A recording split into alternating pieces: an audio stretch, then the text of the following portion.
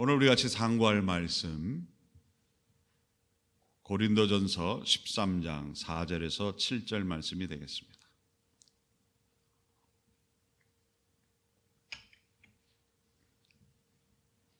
Second Corinthians chapter 13 verse 4 through 7. 제가 받들어 봉독하겠습니다.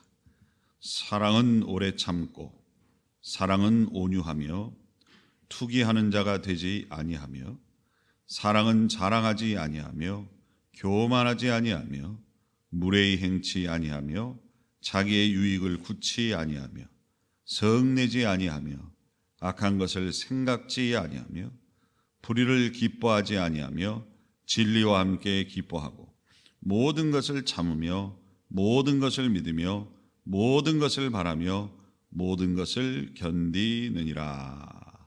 아멘. 우리 다시 한번 기도하겠습니다. 세상에 좋고 좋은 것이 많고 참 좋아할 사람도 많고 가고 싶은 것도 많고 취하고 싶은 것도 많고 보고 싶은 것도 많습니다. 그러나 하나님만은 못한 줄로 믿습니다. 우리가 세상을 향하여 그리도 갖고 싶고 누리고 싶은 것들을 위하여 너무나도 많은 노력과 시간을 기울였던 것을 생각할 때에 어쩌면 우리가 그리도 하나님 앞에 그리도 불성실하고 남는 시간, 남는 것으로 섬기지는 않는가. 주님 이 시간 돌아보게 하여 주시고 우리를 위하여 몸 내어주시고 생명 내어주신 예수 그리스도 앞에 부끄럽지 않은 신앙, 부끄럽지 않은 예배 생활이 될 수 있도록 남는 시간, 남는 것으로 주님을 섬기려 하지 말게 하시고 최고의 것으로, 최선의 것으로 목숨을 걸고 하나님을 섬기고 예배하고 하나님의 뜻을 받들어 사는 참으로 주님께서 구원하심을 알고 그 구원의 은혜를 알고 그 사랑을 아는 우리가 될 수 있도록 주님 도와주셔서 우리의 예배가 새로워지고 우리의 섬김이 새로워지고 그래서 우리의 영육이 새로워져서 하나님께서 더불어 살아주시는 그 놀라운 영육의 삶이 우리 안에 있기를 원합니다. 이 시간도 부족한 적이 말씀을 전하기를 원합니다. 주님께서 기름 부어 주시고 성령으로 충만케 하셔서 참으로 하나님 말씀이 말씀되게 하시고 듣는 심령들 한 심령들마다 듣고 그 은혜가 차고 넘쳐 전하지 않고는 견딜 수 없는 그런 은혜의 소용돌이가 일어날 수 있도록 주님 도와주셔서 그 말씀을 전하고 듣고 전하는 가운데에 이 땅 가운데 하나님의 그 생명의 구원의 역사가 더욱 일어날 수 있도록 주님 인도하여 주옵소서. 의 다가오고 예수님의 이름으로 기도드렸사옵나이다. 아멘. 감사합니다. 제가 창립 46주년을 맞는 우리 교회 또 우리 교우들을 향해 어떠한 말씀을 전할 것이냐, 어떠한 대의 명분을 이렇게 교인들에게 줄 것이냐를 놓고 기도하는 가운데에 제가 어떤 뉴스를 접하게 되었습니다. 미국에 관한 뉴스인데요. 이 미국이 미국뿐만 아니라 전 세계적으로 코로나19로 인한 그 팬데믹 사태가 1년 넘게 이게 지속이 되는 가운데에 이전에 없던 일들이 많이 일어난다고 합니다. 내 세상에 일어나는 모든 일을 다 열거하기보다는 제가 들었던 이 미국에 대한 뉴스를 이 코로나19 팬데믹 사태와 연결해서 전하기를 원하는데요. 쉽게 말씀드려서 여러분도 많이 들으셨을 거예요. 미국의 범죄율이 작년 코로나19로 인해서 증가된 그런 상황이었잖아요. 2020년도가. 그런데 2021년도에 넘어와서 좀 백신도 나오고 이래서 좀 나을까 했더니 아니랍니다. 뉴욕만 해도 범죄율이 60%가 늘었대요. 캘리포니아 쪽만 해도 30%가 늘었답니다. 범죄율이. 거기에다가 무서운 폭력, 사람을 살상하는 이 폭력 범죄가 진짜 많이 늘었다는 거예요. 평균적으로 30% 이상 늘었다는 무지막지한 그런 소식을 들었습니다. 특별히 총기 사고가 이 미국에 많이 늘었다는데요. 이 코로나 사태로 인해서 사회가 불안하니까 자기 자신을 방어하겠다는 논리에 의해서 총이 개인적으로 많이 이렇게 사고 팔리는 일이 있었다고 그러죠. 통계에 잡히지 않는 것까지 하면 어마어마하답니다. 웬만한 군대 수준으로 총기가 작년 안에 팔려나갔다고 그러죠. 권총 정도가 아니라 머신건, 그냥 쏘면은 몇 발씩 두루룩 나가는 총들도 음으로 양으로 많이 팔려나갔다고 그래요. 그러는 가운데 어떤 뉴스를 제가 또 접하게 됐냐면, 어떤 중년의 남성이 9살 된 아들을 태우고 고속도로를 운전해 가고 있었는데 웬 여자분이 끼어들기를 한 거예요. 그래서 경적을 울리고 막 왜 그렇게 얌체같이 끼어드느냐고 막 욕설을 하고 그러니까 그 여자분이 미안하다거나 아니면 무반응으로 가면 좋았을 텐데 가운데 손가락을 치켜들고 그 남성분에게 욕을 한 거예요. 그러니까 이분이 자기를 지키기 위해서 호신용으로 권총을 갖고 다녔는데 그 권총을 뽑아들고 그 여인에게 총을 난사하기 시작했습니다. 그런데 마침 이 여자분도 자기를 보호하기 위한 호신용 권총을 갖고 있었어요. 그래서 뽑아들고 같이 쐈습니다. 마치 무슨 액션 영화, 갱 영화 같은 상황이 그 고속도로 선상에서 나타난 거죠. 다행히 그 중년의 남성과 중년의 여성은 다치지 않았답니다. 그런데 중년의 남성 옆에 타고 가던 9살 아들이 가슴에 관통상을 입고 즉사를 했다는 그런 너무나 가슴 아픈. 저 시카고에서는 생일 파티를 하다가 친구 간의 언쟁이 벌어지면서 차고 있던 총으로 서로 난사를 해서 그렇게 몇십 년 벗들이 서로 총을 난사해서 죽고 죽이는 일이 일어났다는 뉴스를 또 접했어요. 제가 이 뉴스는요, 하루 이틀 사이에 접한 뉴스예요. 한 달 동안 이렇게 수집한 뉴스도 아니고요, 하루 이틀 상간에 나타난 뉴스입니다. 제가 그제 월마트에 살 게 있어서 월마트를 갔어요. 깜짝 놀랐어요. 어떤 중년의 남성이 총을 차고 왔더라고요. 총을 품고 온 것도 아니고 카우보이 옛날 그 영화에서 나타나는 것처럼 총을 옆에 차고 왔어요. 저는 저 텍사스나 이런 데만 허락이 됐는 줄 알았는데 아마 오클라호마도 허락이 됐는 모양이죠. 총을 차고 왔더라고요. 그리고 제가 어제 교회에 업무를 마치고 몸이 좀 피곤해서 이렇게 좀 일찍 한 4시 반쯤 이렇게 마치고 사모하고 함께 집에 가다가 필요한 것이 있어서 월마트에 들렀습니다. 아들내미를 결혼시키고 나서 그런 부분에 대해 기도할 내용들, 은은한 내용들이 아직도 있더라고요. 차를 내리면서 둘이 이렇게 주거니 받거니 대화를 하고 있는데 어떤 픽업 트럭에 앉아있던 미국 남성분이 Speak in English 이러는 거예요, 저보고. 저희 내외가 이제 한국말로 얘기를 하니까 저는 그런 경우를 거의 처음인 것 같아요. 모욕적이죠. 어떤 인종차별적인 그런 언사일 수도 있고요. 막상 당하니까 당황스럽더라고요. 그리고 솔직히 화도 났어요. 왜 저럴까? 백인만 사람인가? 영어만 언어인가? 이런 뒤틀린 심사가 제 속에 올라와서 다가가서 따지고 싶었어요. 그래서 돌아서서 이렇게 봤어요. 그런데 그 뒷자리에 그분의 딸내미가 앉아 있더라고요. 그 아이의 얼굴이 어쩔 줄을 몰라 하는 거예요. 그래서 제가 영어로 저 사람이 나한테 하는 말이냐 그랬더니 얘가 어떻게 할 줄을 몰라다가 고개를 자기 아빠를 살짝 보더니 끄덕끄덕 저한테 하는 거예요. 다가가서 제가 좀 운동 좀 했겠다, 아직 힘도 있겠다 한번 메어 쳐주려다가 그 아이가 있고 그 앞엔 또 어린아이를 아는 그 아내가 또 앉아 있더라고요. 그래서 그냥 차만 다시 혹시라도 차에다가 뭔가 좀 안 좋은 일을 할까봐 차만 쓱 빼서 그냥 왔습니다. 저는 목사이고 크리스찬이기 때문에 그런 일을 당해도 흥분하지 않고 조용히 제가 물러날 줄 알았어요. 근데 아직까지 제가 좀 덜 됐는지 욱하는 마음이 올라오고 한마디 해주고 싶고 여차하면 그냥 업어치기 한 판 해주고 싶더라고요. 자신도 있었고요. 예, 그런데 제가 어제 종일토록 묵상한 말씀이 뭐냐면 고린도전서 13장이었어요. 오늘 본문이었어요.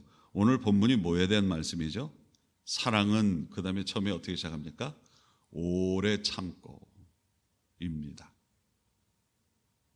제가 그러면서 이 시대의 그 안타까운 뉴스들을 보면서 왜들 이래 이러면서 저도 막상 그 상황에 당하니까 저도 자칫 잘못하면 폭력적인 언사를 할 수 있는 그런 상황이 되더라고요. 요새 사회 분위기가, 더 깊숙이 말씀드리면 영적인 분위기가 이렇게 사로잡혔구나 하는 걸 체감하면서 하나님께서 이 말씀을 제게 주지 않으셨다면 어제 나도 모르는 혈기를 부리지 않았을까. 목사임에도 크리스찬임에도 그런 무서운 마음이 제게 들었습니다. 야, 이 시대에 정말 잘 살아남고 분별해야 되겠다, 이런 생각이 듭니다. 어제 제가 이 말씀을 묵상하지 않았다면 새벽 예배 끝나자마자 하나님께서 이 말씀을 주시며 사랑에 관한 그런 설교에 대해서 파노라마 같이 펼쳐주지 않으셨다면 나도 실수할 뻔했는데 성도들은 오죽할까? 아니, 믿음이 없는 자들, 하나님의 사랑을 모르는 자들은 어떡할까? 두려운 마음이 왔고 안타까운 마음이 왔습니다. 사랑은 오래 참고부터 시작하고 있습니다. 그런데 이 원어를 분석해 보면 그냥 오래 참고가 아니라 가로 열고 사랑은 사람에게 오래 참고입니다. 사람에게 오래 참고입니다. 막연한 오래 참음이 아니라 나를 힘들게 하고 흥분하게 만들고 분노하게 만드는 사람들에 대하여 오래 참는 것이 사랑의 근본적인 역할이고 완성이 된다는 겁니다. 사랑은 뭔가 주고 가꾸어주고 높여주고 섬겨주는 것이 사랑인 것 같지만 사랑의 출발선상은 어디에서부터 시작하는 것이다? 오래 참는 것으로부터 사랑은 출발한다는 것이죠. 분당의 우리 교회, 분당 우리 교회, 한국에 아주 센세이션을 일으키는 교회죠. 그 담임 목사님이 이찬수 목사님이십니다. 우리 성도들 중에도 이분 설교를 웬만하면 다 들어보셨을 것 같아요. 한국에서 지금 첫째, 둘째 하는 그런 부흥 강사라고 해야 될까요? 설교가라고 해야 될까요? 이 목사님의 설교를 저도 새벽 예배 드리기 전에 틀어놓고 듣는 목사님이시죠. 그분의 설교를 전 새벽마다 이틀에 한 번꼴로 듣는데요. 말씀이 아주 명쾌하고 아주 뜨겁습니다. 카랑카랑 목소리로 아주 그냥 선포하듯이 설교를 하면 그분의 스승이 사랑교회의 옥하는 목사님이어서 그러신지 아주 직설적으로 통쾌하게 하나님 말씀을 전하세요. 근데 이분이 그 말씀을 전하던 가운데 이런 간증을 하시더군요. 자기에게 좀 몇 년 된 설교인 것 같아요. 티네이저 아들이 있는데 딴 사람이 됐대요. 티네이저가 되면서. 그러니까 못돼졌다는 거죠. 사랑스럽고 귀여운 아들에서 정말 아버지를 너무 힘들게 하는 아들로 변했다는 거예요. 아들이 변했습니다. 사람이 아닙니다. 이렇게 말씀을 하시더라고요. 대화를 하면 아버지인 목사가 성경에 대해서 얘기를 하고 권면을 하면 비양거리고 딴죽을 걸고 시비를 걸고 말꼬리를 잡고 너무너무 자기를 무시하고 막 속이 뒤집어지게 만든다는 거예요. 어떻게 내 속에서 나온 녀석이 이럴 수 있는가? 그래서 대화를 하다가 속이 뒤집히면 여러분 용서하고 들으십시오. 그 25,000명 성도를 인도하시는 목사님이 그 성도들 앞에서 생생하게 이렇게 말씀하셨어요. 죽이고 싶다고. 자기 아들을 그 당시는 죽이고 싶더래요. 깜짝 놀랐어요. 아니, 지금 한국에서 제일 잘 부흥하는 교회 중에 하나인 분당 우리 교회 이찬수 목사님 입에서 나올 수 있는 말인가 싶었어요. 근데 그분이 그 다음 말이 참 그 모든 것을 의욕을 씻게 했는데요. 다음 그걸 꾹 참고 언쟁은 벌일지언정 정말 혼이라도 내주고 회초리로 때려주고 싶은 마음을 꼭 참고 하룻밤을 자고 나면 아침에 일어나서 더벅머리를 하고 머리 극적극적하면서 그냥 아무 일이 없다는 듯이 그렇게 아비의 마음을 뒤집어 놓은 그 아들이 일어나서 씩 웃고 한번 지나가면 다 잊어버린다는 거예요. 아무런 속상함이 기억이 안 난다는 거예요. 그리고 뭘 해줘야 될까? 어떤 기도를 해줘야 될까? 이 생각만 가득 차더라는 것이죠.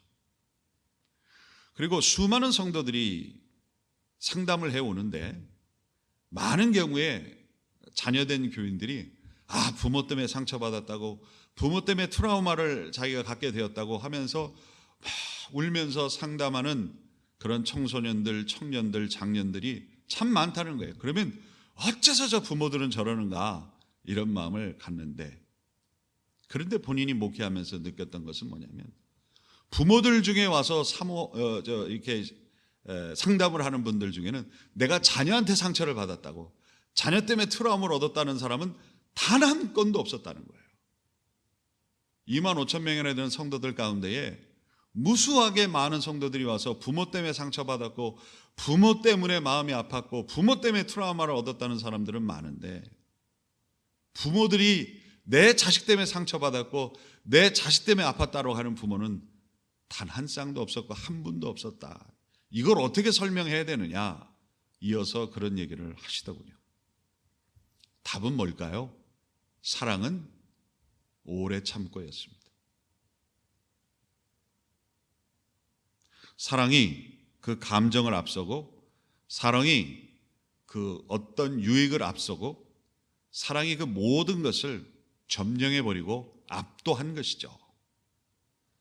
사랑이 컸기 때문에 폭발하려는 감정도 누르게 되고 없애게 되고, 유익을 따지고자 하는 그런 계산적인 마음도 저 멀리 내다버리게 되고, 사랑의 마음이 훨씬 크기 때문에 사랑의 마음이 그 모든 것을 압도했기 때문에 오래 참음으로 말미암아 부모가 되고 가정이 유지가 되고 그렇게 된 것이다라는 그 말씀, 참 깊게 제가 새겨 들었습니다. 이 시대가 세계를 선도하며 품고 가야 할 이 미국에서조차, 미국의 제1도시 뉴욕에서는 60%의 범죄가 늘었고, 캘리포니아를 위시한 허다한 주와 도시에서 범죄율이 작년 대비 같은 기간에 30% 이상, 그것도 총기 사고가 엄청나게 늘었고, 이것이 정말 어떤 갱단 간의 어떤 총기 사고가 아니고요, 너무나도 정말 하찮은 그러한 시비 때문에 총질을 해서 사랑하는 가족을 잃고 친구를 잃고 아무런 상관이 없는 사람들이 죽어 넘어가는, 작년 한 해만 어떤 특별한 이슈가 없이 갱단이니 뭐니 이러한 어떤 이익을 다툰다든가 이런 것도 아니고, 범죄 집단의 조직도 아니고, 사사로이 말다툼에서 시비에서 빚어진 그런 총기 사망 사고만 256건, 256명이 하찮은 시비로 시작해서 서로 총을 쏘고 또 받으며 죽어간 생명이 작년 한 해만 256명이었다고 합니다.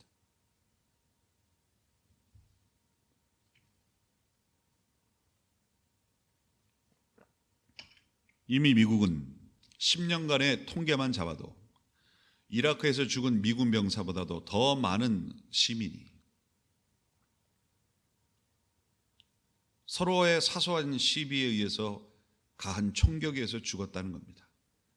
그 몇 년을 치른 전쟁에서 죽은 전사자보다도 더 많은 시민들이 아무것도 아닌 일에 의해서 시비가 걸리고 분노를 참지 못하여 총을 쏘고 주고받는 이런 총질에 의해서 죽었다니, 이 얼마나 기가 막힌 일입니까?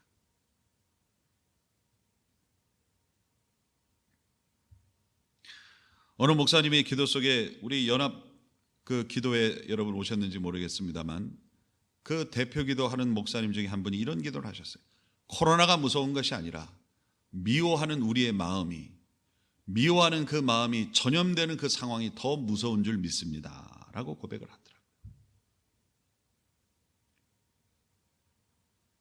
코로나19 사태가 아무리 무섭게 이 세상을 떨게 만들지라도 우리가 서로 사랑한다면 그건 능히 극복할 수 있는 줄로 믿습니다. 그러나 코로나19 사태가 있어 세상을 이렇게 두렵게 하고 어렵게 하고 힘들게 하는데 거기에 사랑조차 없어지게 된다면 이 전염병은 무시무시한 괴물로 정말 우리를 잡아먹는 그러한, 우리의 삶을 무너뜨리고 망가뜨리고 우리의 삶을 잡아먹는 그런 괴물 같은 존재로 군림할 수 있다는 사실인 것입니다.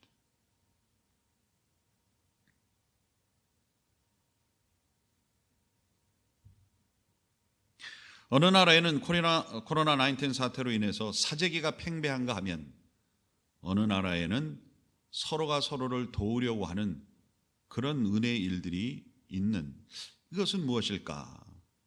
그것은 바로 작은 캠페인에서부터 달라지는 그런 것을 보게 됩니다. 저 이번에 한국을 아들 결혼 때문에 다녀왔고 한국의 뉴스를 봅니다만 코로나19 사태가 빚어지면서 처음엔 사재기 현상이 일어나다가 조그마한 캠페인들이 벌어지면서 사재기를 자제하고 오히려 어렵고 힘든 분들을 돌아보면서 나눠주고 보살펴주는 그런 일들이 있었다는 것을 보았습니다. 프랑스의 코로나19 사태로 인해서 많은 젊은이들이 직장을 잃고 빚더미에 앉은 그런 일이 일어났습니다. 프랑스 어느 대학에서 공부하는 한 청년이 자기가 최소한의 한 달에 100만 원을 벌어야 집세도 내고 생활을 하는데 그 직장을 잃어버린 거예요. 학교는 문을 닫고 비관을 해서 자기 몸에 석유를 뿌리고 불을 질렀습니다. 다행히 사람들이 일찍 구조해서 생명에 지장은 없지만 그 젊은이의 얼굴은 완전히 뭉그러지고 망가진 상황이 되었습니다. 이 사건을 접한 프랑스에서 사재기가 빗발치고 이기주의가 불받치고 나 먼저 살아야 되겠다고 하면서 이 프랑스 분들이 뜨겁거든요. 다혈질이거든요. 이런 일들이 바뀌어지기 시작합니다. 음식점 주인들부터가 본인들이 하루에 장사하고 남은 음식들을 푸드뱅크에 내놓기 시작하고 직장을 잃은 젊은이들에게 연계해서 적정량을 살 수 있는 적정량을 나눠주기 시작하는 캠페인이 벌어지기 시작하면서 완전히 분위기가 바뀌어서 프랑스 사회가 나눠주고 서로 돌봐주는 사회로 변화되면서 그 회복의, 코로나19로부터 회복의 속도가 가장 늦었던 나라가 가장 빠른 나라로 나타나기 시작했다는 이야기를 제가 뉴스를 통해 또한 들었습니다. 우리네 말 가운데 역지사지라는 말이 있죠. 무슨 뜻이죠? 내 편에 서서만 생각하는 것이 아니라 상대편에 서서 생각하는 그런 것을 권면하는 말이죠. 역지사지의 삶을 살아라. 늘 내 생각과 내 형편에 골몰을 해서 내 뜻대로 해야 되는데, 내 주장대로 해야 되는데 보통 그렇게 우리가 살아가죠. 시대가 어려울수록, 상황이 급박할수록 내 뜻대로 해야 되는데, 내가 원하는 대로 해야 되는데 우리는 그렇게 생각하기가 쉽습니다. 그러나 삶은 그것으로 인해서 모든 것이 다 되는 것이 아니죠. 성경도 그렇고 성경 없이 살아갔던 오래된 인류의 그런 역사를 통해 만들어진 말, 역지사지. 내 편에서만 생각하는 것이 아니라 참 급하고 정말 다급하지만 그래도 상대방 편에서 생각해 볼 수 있는 여유와 자세가 모두를 살게 하고 그것이 결국은 나를 이롭게 하는 그런 것이 된다는 겁니다. 하나님 말씀은 물론거니가 하나님 말씀을 모르는 인류가 살아보고 깨달은 그 교훈이 뭐다? 역지사지. 다른 사람 편에, 상대방 편에 서서 생각하는 것이 더 성숙한 것이요, 그것이 결국은 모두에게 유익하다라고 하는 결론을 얻었다는 그런 말씀이 되는 것입니다. 정말 아무것도 아닌 차가 끼어들었다는 것 때문에, 기분 나쁘게 말 한마디 했다는 것 때문에, 어찌하여 하나님께서 생명 주고 사시려 했던 생명, 그런 무고한 생명들까지 죽어야 하며 덧없이 사라져야 하며 그 어린 아이들까지 그렇게 돼야 하느냐 말입니다.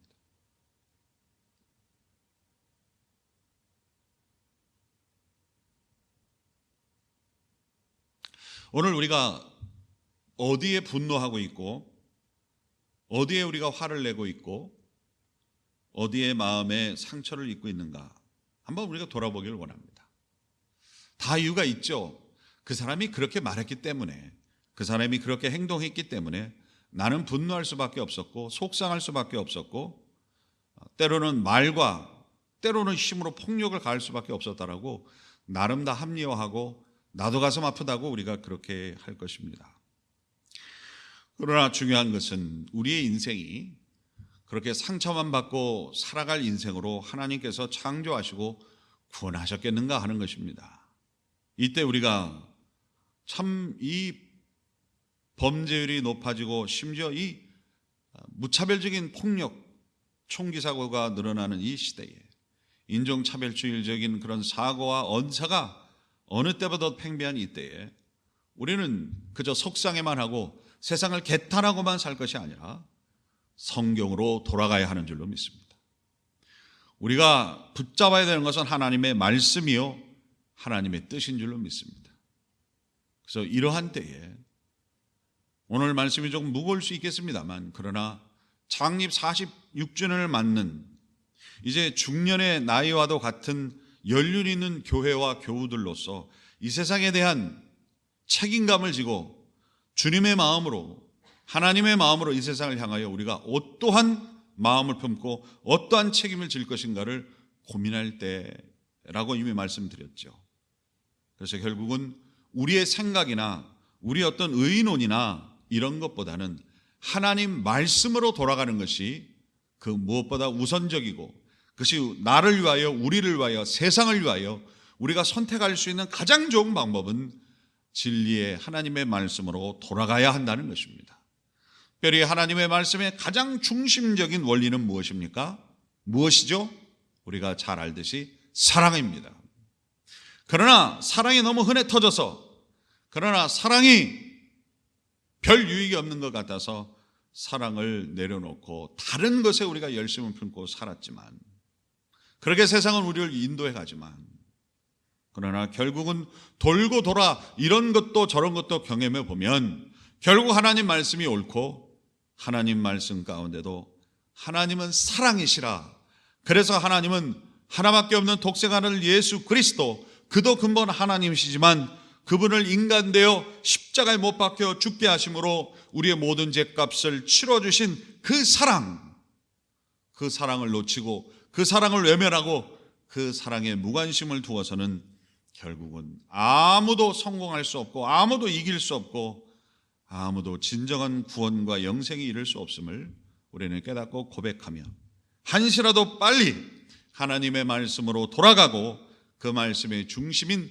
사랑에 관하여 우리가 깨닫고 알고 실천하는 자들이 더욱 되어가야 한다라고 하는 것입니다.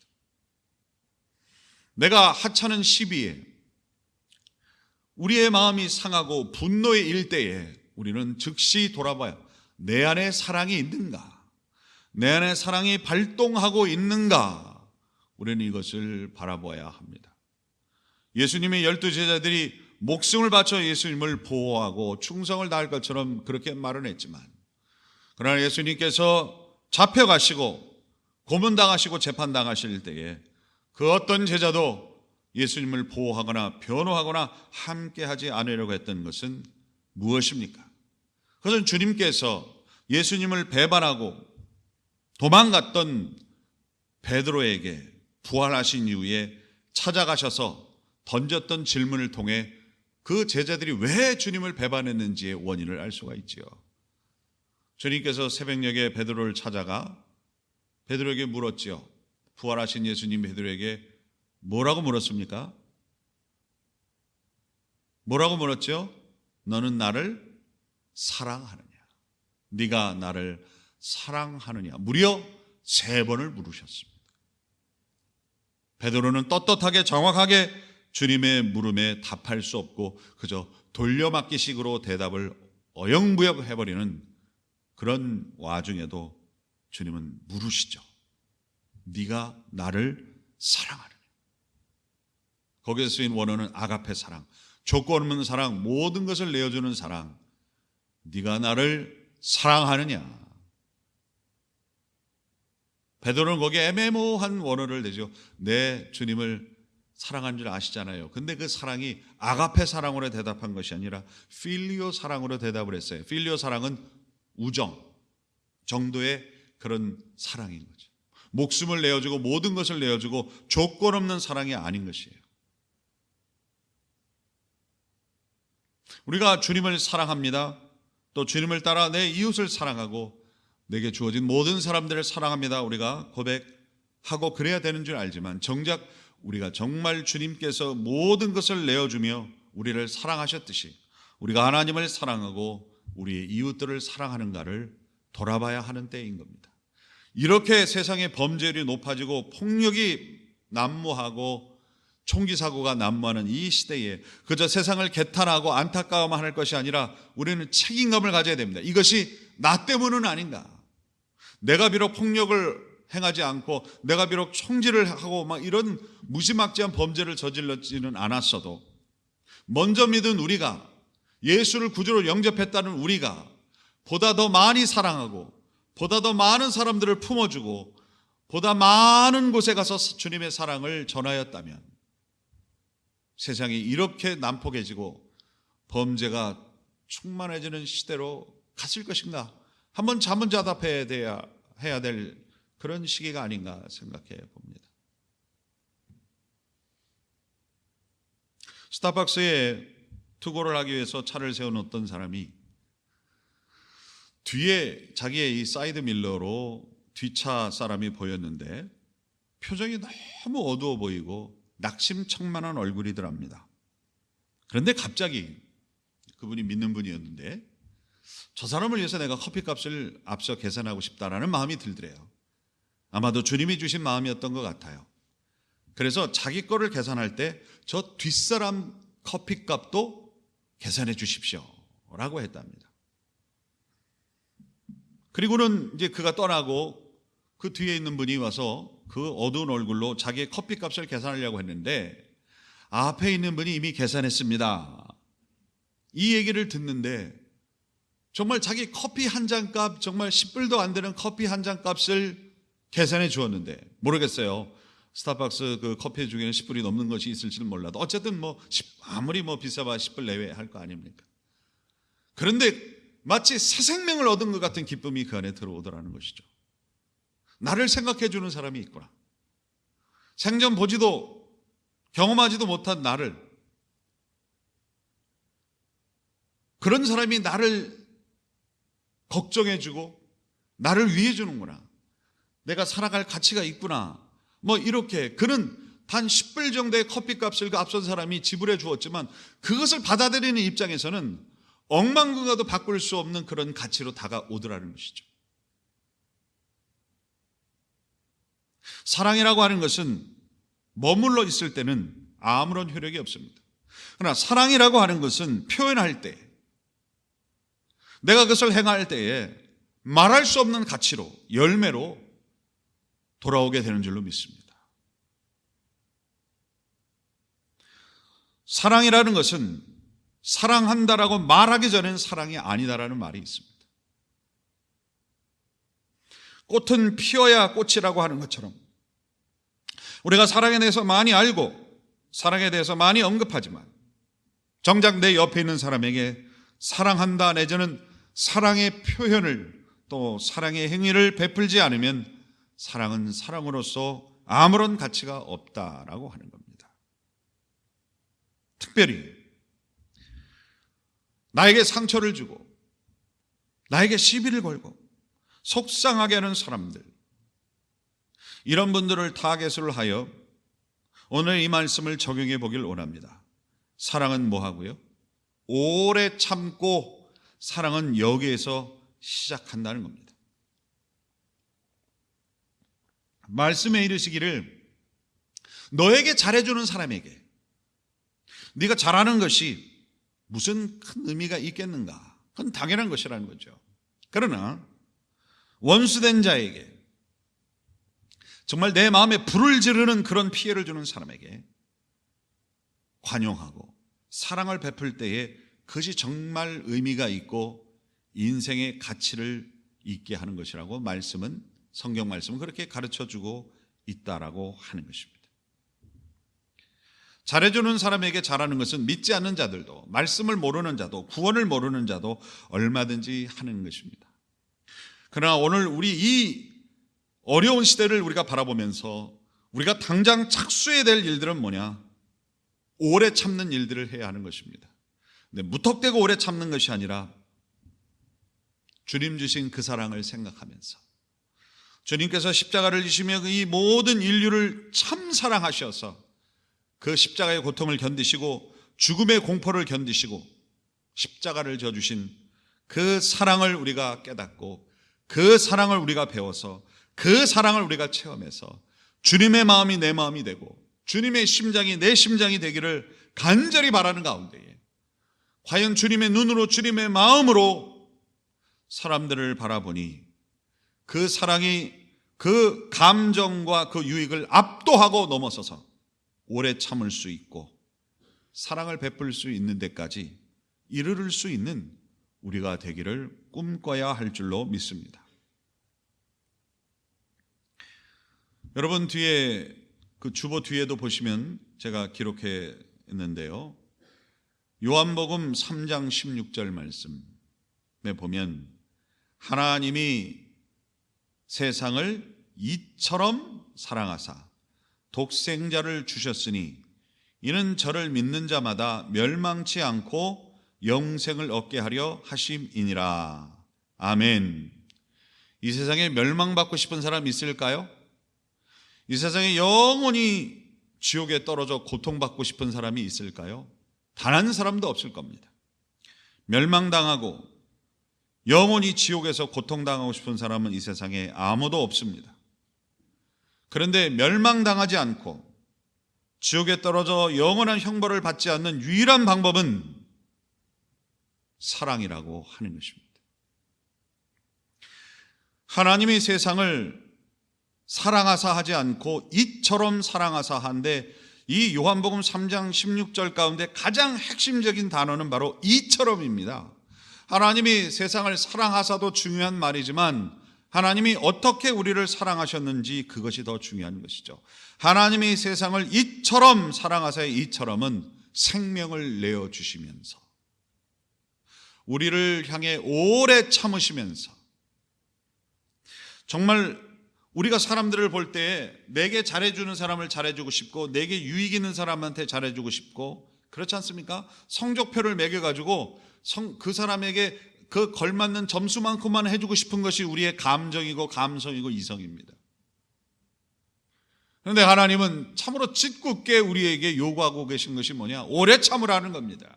먼저 사랑하라는 겁니다. 원수도 축복하고 사랑하라는 겁니다. 너무나도 짓궂으십니다. 그런데 그것이 짓궂게 느껴지는 만큼 우리가 부패하고 우리 안에 죄악이 아직 숨쉬고 있다는 증거라는 것입니다.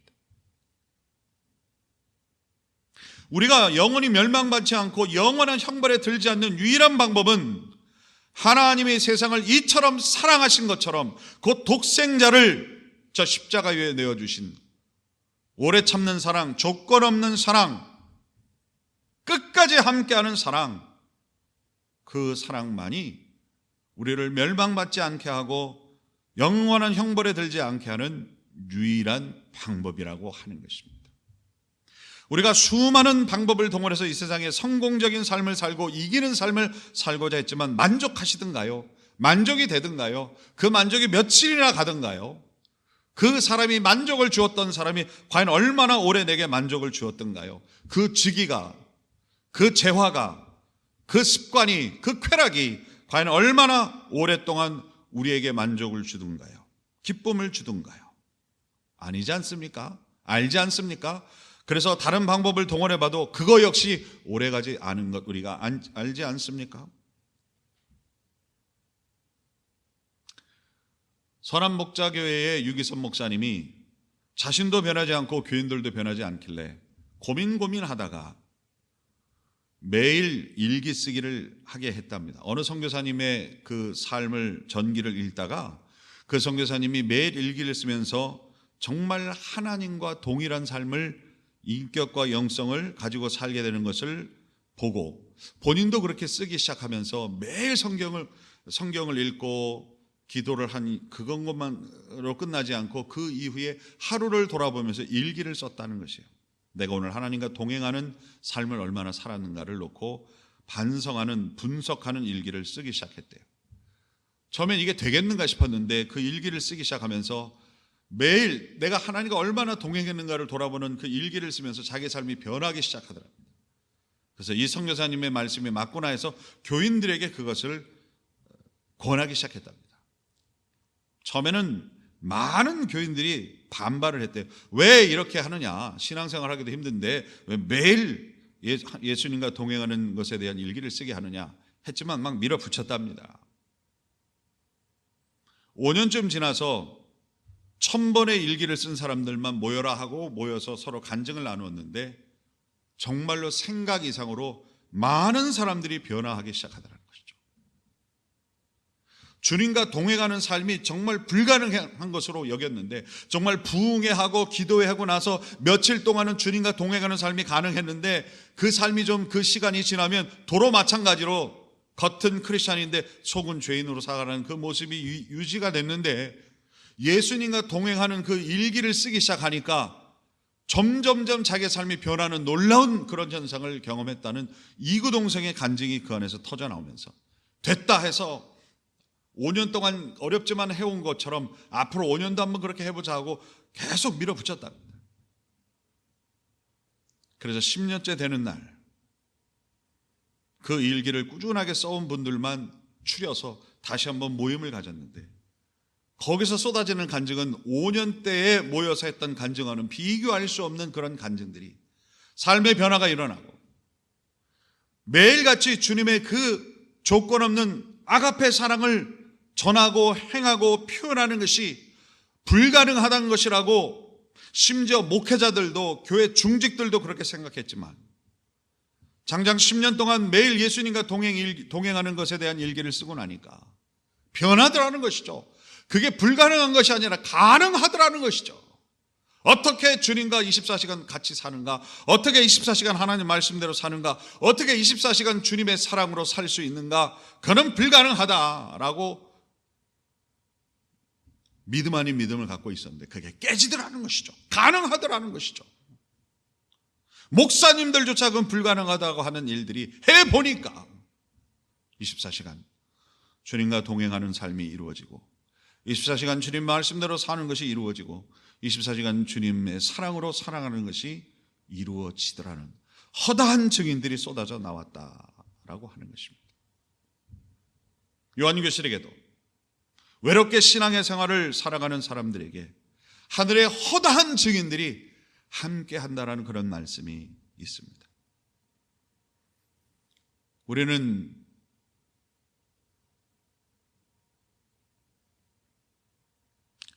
하나님이 세상을 이처럼 사랑하사 독생자를 주셨으니 이는 저를 믿는 자마다 뭐하지 않고 멸망치 않고